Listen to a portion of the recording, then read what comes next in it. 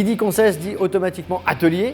Et qui dit atelier dit automatiquement un grand chef. Chef mécanicien ici, Vincent, salut. Salut. C'est cool d'être chef mécanicien chez Rostar quand même, parce que c'est quand même incroyable. Tu as plein de motos partout, tu peux faire plein de choses. Déjà, comment t'es arrivé mécanicien? Je suis arrivé mécanicien, j'étais apprenti à la base. Ouais. Donc j'ai fait un apprentissage de 4 ans. Ça fait combien de temps que tu es ici? Ça fait depuis 2009. Donc Ouais. ça fait 11 ans que je suis ici. Et j'ai l'impression que tous les gars qui sont ici, c'est une vieille équipe déjà. Hein. Ouais, bah, une les bonne deux entente, plus quoi. vieux, ouais, on est Edouard et moi, on est Ouais. presque depuis l'ouverture ici.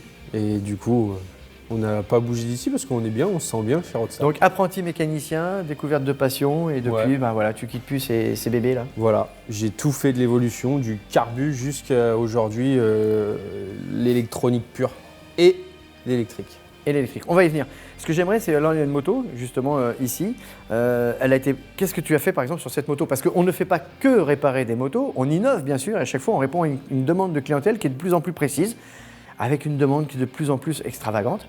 Et là, par exemple, sur cette moto, qu'est-ce que tu as fait? Et bah, sur cette moto, en fait, c'est une moto neuve qui est arrivée neuve. Ouais. Et du coup, à la base, elle était noire. Et du coup, on a fait une belle peinture bien spécifique, avec des motifs bien spécifiques. Donc, on a démonté toute la carrosserie entièrement. Et après, on s'est posé avec le peintre. Et avec le peintre, on a décidé de quoi faire comme motif, quelle couleur serait appropriée à cette moto. Donc voilà, il en est ressorti cette belle carrosserie. On a fait aussi, pour faire un rappel avec le bleu, sur la selle, on a fait les coutures en fait en bleu, pour faire un petit rappel. Et en plus de ça, on a fait monter des systèmes d'échappement électrique, donc commandés par un bouton qui est là et qui s'ouvre et qui se ferme en fonction de la façon dont tu roules, qui change le bruit de la Harley, puisque aujourd'hui les Harley, quand elles arrivent, elles sont un peu aseptisées, donc nous on essaye de leur refaire prendre vie, une vie un peu plus bruyante que d'origine. Ah, c'est magnifique. Il y a combien? Donc cette moto, elle est unique. Cette moto, elle est unique. Il y en a Cette une en couleur, France. Il n'y en a qu'une et c'est celle-là. Ouais. Bravo. C'est une édition limitée. Donc tu vois bien sur le réservoir, on a marqué FXBF, Ouais. FXB pardon, Limited. Donc c'est une couleur limitée. Ah, c'est super. Voilà. Alors, on parlait de l'électrique tout à l'heure. J'achète une LiveWire. Elle va passer automatiquement ici. Ouais, ici, que ici. Si je suis ici. pas là, elle n'est pas préparée. Et pourquoi? Parce que j'ai l'habilitation électrique. Donc, D'accord. tu ne peux pas travailler sur un modèle électrique Ouais. si tu n'as pas l'habilitation électrique. Pourquoi? Parce que s'il t'arrive quelque chose sur du courant haute tension, Ouais. eh ben, c'est la responsabilité du patron. Donc Ouais. je passe cette habilitation D'accord. pour que je sois responsable de ce que je fais sur la moto électrique. D'accord. Ça, c'est le boîtier derrière pour la recharger. Ça, c'est pour faire une charge rapide. Donc, D'accord. en fait, c'est branché sur du 380. Et quand la moto est à 10% de batterie, Ouais. ça nous permet de pouvoir la charger en 45 minutes, 1 heure. Comme ça, s'il y a un essai à faire derrière, si un client veut l'essayer, on peut la recharger, il peut aller faire un essai. Donc, Max, je commande une moto, une LiveWire à Max. Elle arrive ici, tu la prépares. Combien de temps de préparation? Qu'est-ce que tu vas faire dessus exactement? Sur l'électrique, Ouais. je vais donc à peu près 1h30, 2 heures. Parce que c'est surtout l'électronique, on va dire.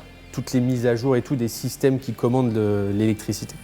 Donc après, une préparation motoneuve classique, donc pression des pneus, contrôle des serrages, réglage et graissage.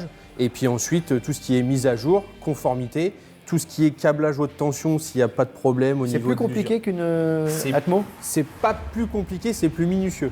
Il D'accord. faut être très très attentif. C'est-à-dire que on n'a pas le droit à l'erreur. On n'a pas le droit à l'erreur déjà sur des thermiques, mais on a encore moins le droit à l'erreur sur l'électrique. D'accord. Parce que là, on parle quand même on joue sa vie en fait en travaillant sur l'électrique, s'il y a un problème. Alors, tu es en train de me dire aussi qu'en même temps, on est en train d'ouvrir une nouvelle forme de formation pour les jeunes mécaniciens. Ils pourraient devenir spécifiquement formés pour la moto électrique. Ouais, exactement. Ouais, pourquoi pas devenir comme mécanicien de modèle électrique et faire que de l'électrique. Ouais, ça peut être une vocation et ça peut devenir même une passion pour certains jeunes qui kiffent l'électrique. On peut avoir aussi des modèles comme cette moto ici, où il manque complètement le train arrière. Qu'est-ce que vous allez faire dessus? Ouais, là du coup c'est en fait un client, à la demande du client qui est venu et qui a voulu changer tout son train arrière.